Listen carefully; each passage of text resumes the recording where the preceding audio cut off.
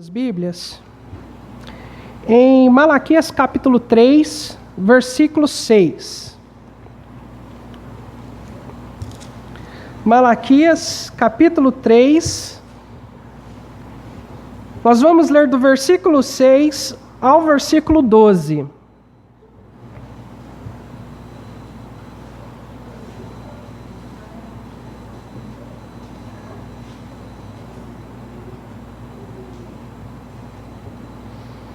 Todos encontraram? Amém?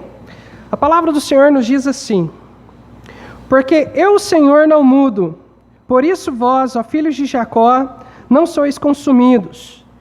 Desde o dia de vossos pais, vos desviaste dos meus estatutos, e não os guardaste.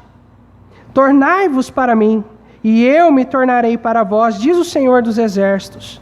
Mas vós dizeis, em que havemos de tornar? Roubará o homem a Deus?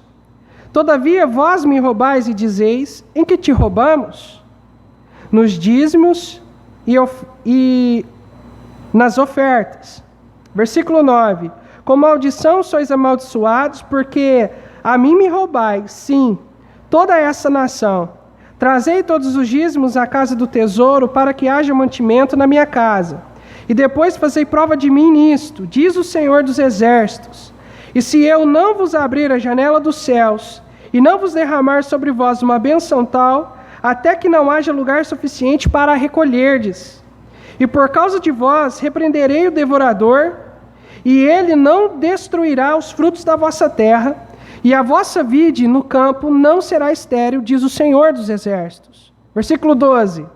E todas as nações vos chamarão bem-aventurados, porque vós sereis uma terra deleitosa, diz o Senhor dos Exércitos. Nessa noite eu quero falar um pouquinho sobre um chamado à restauração. Que o Senhor Deus abençoe a leitura da sua palavra. Podem se assentar. Irmãos, por mais incrível que pareça, nesta noite eu não vou pregar sobre dízimo, tá?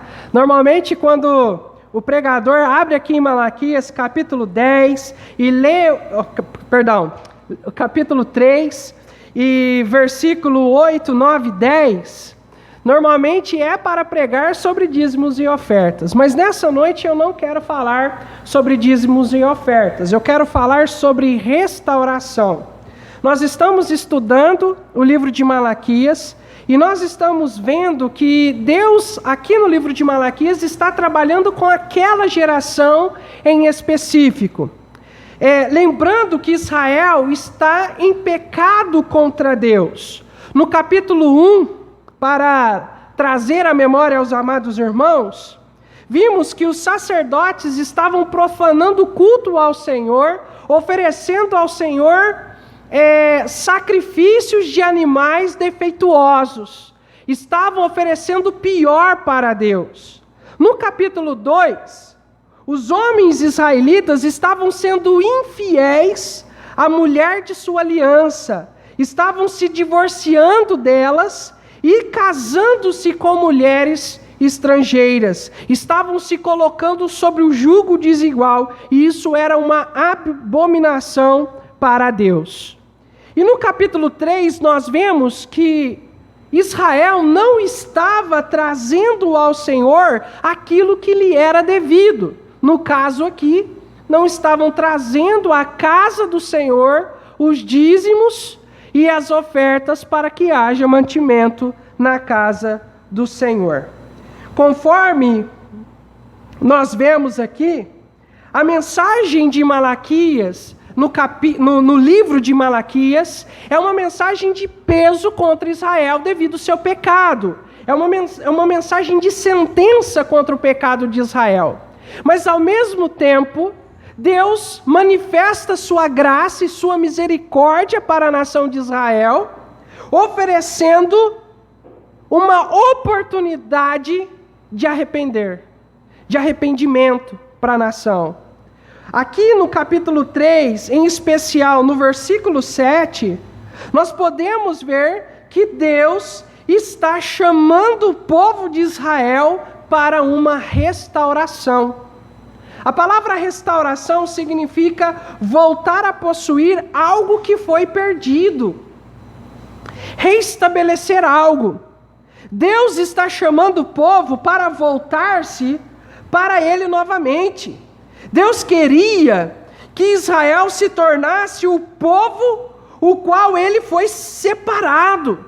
Deus queria que a nação de Israel fosse uma nação santa, um povo separado para que Deus pudesse usá-lo da maneira que Deus bem quisesse. Mas infelizmente nós vemos que o povo estava longe de Deus. Mas Deus estava querendo trazer o povo de volta para si. Estava querendo novamente ter um relacionamento pessoal com o povo. E é isso que Deus quer fazer com nós pecadores. Deus quer voltar a ter relacionamento com o pecador. Ao perdido, Deus quer trazê-lo de volta à sua comunhão. Por causa do pecado, a humanidade está separada de Deus. A Bíblia diz lá em Efésios que o homem natural está morto em ofensas e pecados. Está separado de Deus pelos seus pecados. Mas Deus está trabalhando para trazer o pecador de volta para si. No caso do perdido, Deus está agindo por meio da igreja, a qual a igreja que está pronta a obedecer, ela está saindo, ela está evangelizando, ela está compartilhando as boas novas de Cristo, e Deus agindo por meio do seu povo, convencendo o pecador da justiça, do pecado e do juízo, para que o pecador se arrependa dos seus pecados e se converta ao Senhor, recebendo Jesus Cristo como seu único e suficiente Salvador. Aos salvos que estão fracos na fé, Deus quer restaurar todas as áreas de nossas vidas. Irmãos, Deus sabe que nós somos pecadores. Deus, Ele quer que nós mantenhamos uma vida separada ao Senhor. Irmãos, algo que impede o nosso relacionamento com Deus é justamente pecados inconfessos na nossa vida. Muitas vezes nós perdemos a noção do que é pecado. Às vezes para nós, na nossa mente, no nosso subconsciente, pecado é apenas aqueles pecados escandalosos, né? Como adultério, como roubar, matar. Mas, irmãos, o simples fato de murmurar é um pecado. O simples fato de você falar assim, nossa, hoje está calor, hein? Misericórdia. Você está reclamando, você está murmurando, você cometeu um pecado. Então Deus quer, irmãos, que nós diariamente nos apresentamos diante sua santidade e clamemos por perdão, e clamemos por misericórdia. E a Bíblia diz que Ele está pronto a nos perdoar. Amém, irmãos? Ele está pronto a nos perdoar, mas nós precisamos nos apresentar diante dEle e pedir perdão para que nós possamos ter um bom relacionamento com Ele. Tudo isso que Deus tem feito e tem trabalhado é para que nós tenhamos um relacionamento com Ele. Isso não é por causa dEle, irmãos. Deus sem nós continua sendo Deus, mas nós sem Deus não somos nada. Não é verdade? Nós sem Deus não somos nada. Por isso Deus, Ele chama o pecador à restauração, assim como Ele fez com Israel. E nesta noite nós veremos, se o tempo assim nos permitir, 3 verdades fundamentais sobre a restauração. Quais são essas verdades? A primeira verdade é que a restauração está fundamentada no caráter imutável de Deus. A segunda verdade é que a restauração está disponível mediante o convite gracioso de Deus.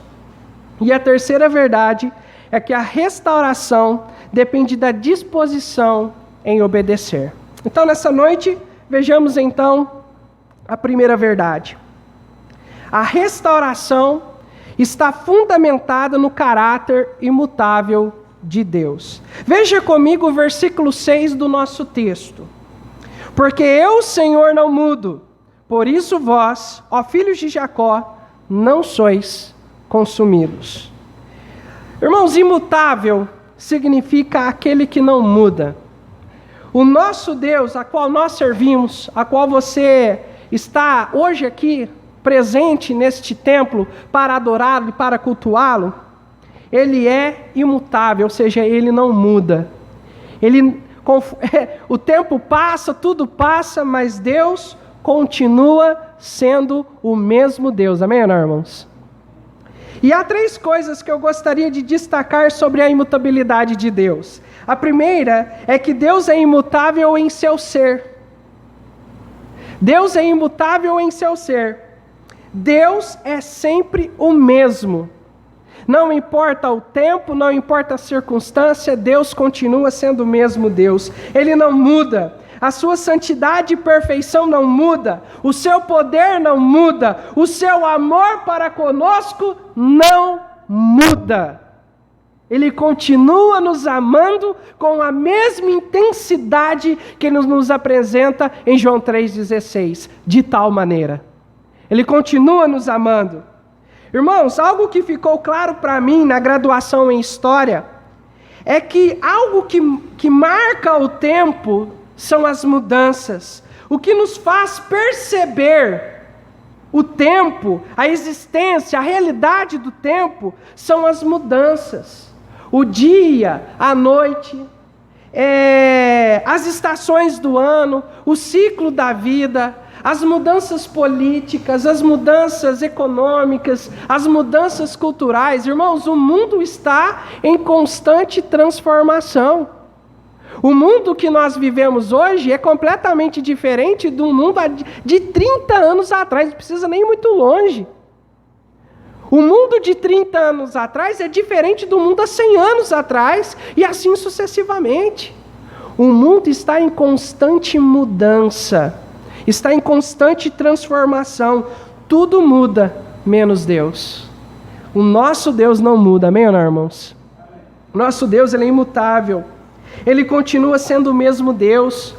O Deus que criou, irmãos, os céus e a terra, que criou todas as coisas lá no passado, é o mesmo Deus que nós estamos adorando e servindo nesta noite.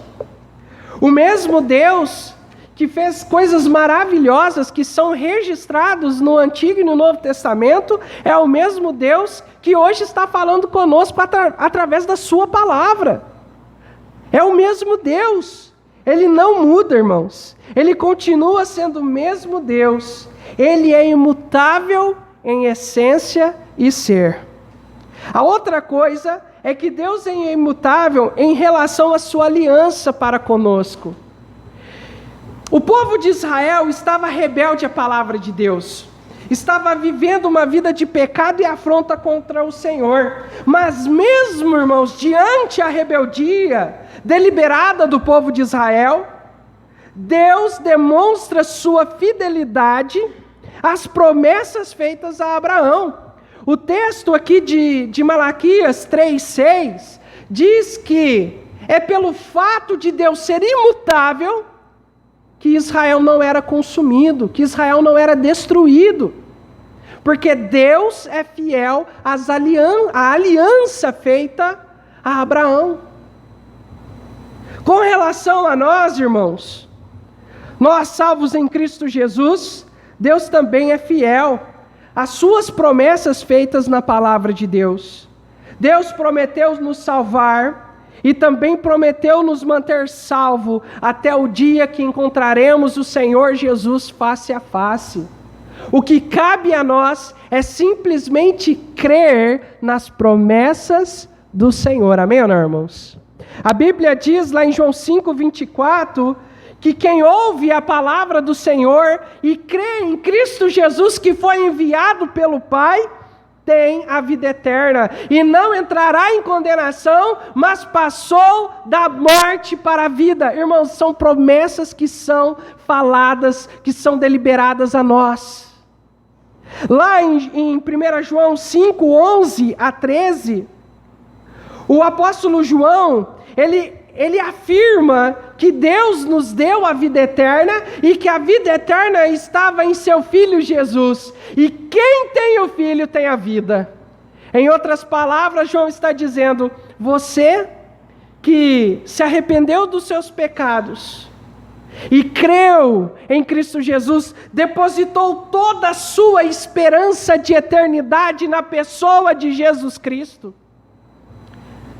Você o recebeu como o único e suficiente Salvador. Se Cristo habita em você, se Ele definitivamente é seu único e suficiente Salvador, saiba, você é salvo. Você tem vida eterna. É isso que João diz nesse texto. Em João 10, 28, o próprio Senhor Jesus dizendo: e dou-lhes a vida eterna, e nunca hão de perecer, e ninguém as arrebatará de minha mão. Irmãos, esses versículos que eu estou trazendo nessa noite são apenas uma porção de tantas outras promessas que Deus faz com relação à vida eterna e à nossa segurança que temos em Deus. E um dos alicerces, irmãos, da segurança da salvação, um dos pilares, se eu posso dizer assim, é a imutabilidade de Deus. É porque Deus não muda. É que nós somos salvos. E vamos continuar salvos até o dia que encontrarmos com o Senhor Jesus. Amém, irmãos? E é justamente essa segurança que é a terceira característica, a terceira verdade sobre a imutabilidade de Deus. Nós depositamos a nossa confiança não em nós, não nas nossas obras, não na nossa inconstância, na nossa instabilidade, mas a nossa confiança está em Cristo, que é a rocha da nossa salvação, uma rocha inabalável. Amém, irmãos? Então confie no Senhor. Se você entregou sua vida a Cristo, tenha plena certeza que você é salvo. E se você é salvo, uma vez salvo, salvo para sempre. Amém? Eu gosto muito da resposta do pastor Russell Shedd, que ele deu a uma pessoa. Essa pessoa chegou para o pastor Russell Shedd e perguntou para ele se é possível o crente perder a salvação. O Dr. Shedd sabiamente virou para essa pessoa e respondeu o seguinte: isso depende de quem te salvou. Se quem te salvou foi Jesus Cristo, então você e nem ninguém pode perder a salvação, porque Cristo é poderoso para salvar e nos manter salvo até aquele dia. Amém, irmãos? Que segurança, né? Que isso traz aos nossos corações. Por causa do amor imutável de Deus, nós temos segurança. A segunda verdade sobre a restauração é que a restauração está disponível mediante a um convite gracioso de Deus. Isso nós podemos encontrar no versículo 7 do nosso texto, que diz: desde o dia de vossos pais vos desviaste dos meus estatutos e não os guardaste. Tornai-vos para mim, e eu me tornarei para vós, diz o Senhor dos Exércitos. Mas vós me dizeis: em que havemos de tornar? Irmãos, nós podemos ver 3 verdades sobre o convite gracioso de Deus nessa noite, aqui no versículo 7. Primeiramente, a longanimidade do restaurador, a longanimidade do Senhor. A geração de Malaquias estava enveredando dos mesmos caminhos que andaram seus pais. Por causa da infidelidade de Israel, o reino de Israel foi dividido. O reino de Israel, o reino do norte, com a sua capital em Samaria, foi conquistada pelos assírios.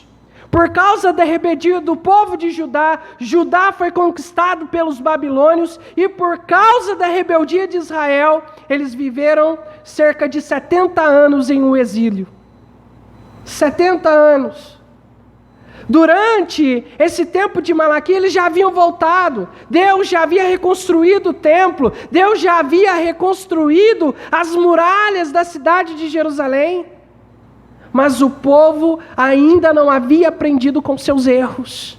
Eles estavam enveredando nos mesmos pecados que os seus pais haviam veredados.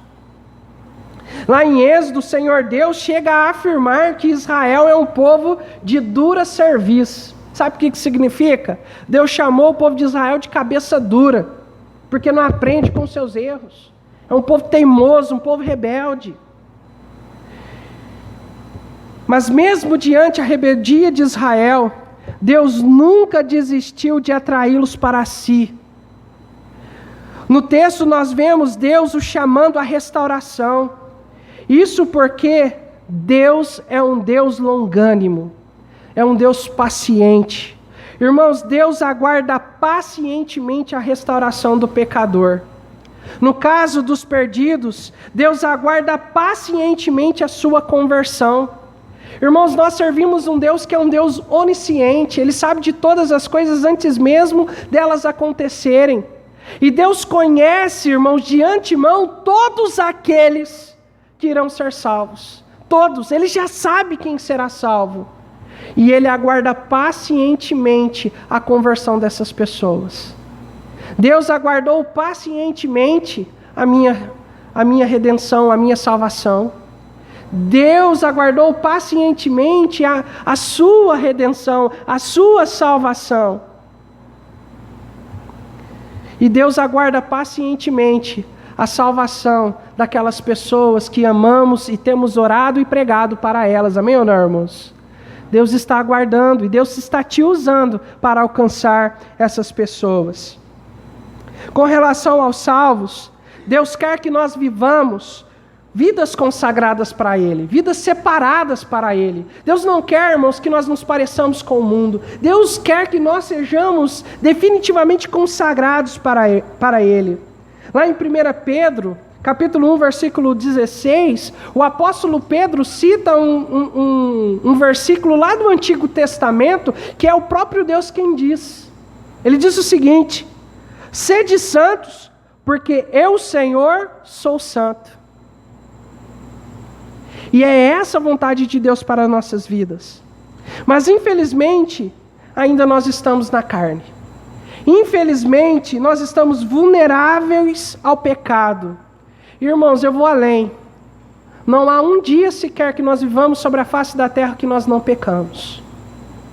Nós somos pecadores, irmãos. Nós não precisamos pecar. Viu, irmãos? Isso fica bem claro. Nós não precisamos pecar. Mas infelizmente nós somos pecadores e pecamos. Mediante o pecado, o Senhor aguarda pacientemente a nossa restauração. O Senhor Deus está esperando pacientemente e agindo em nossas vidas para nos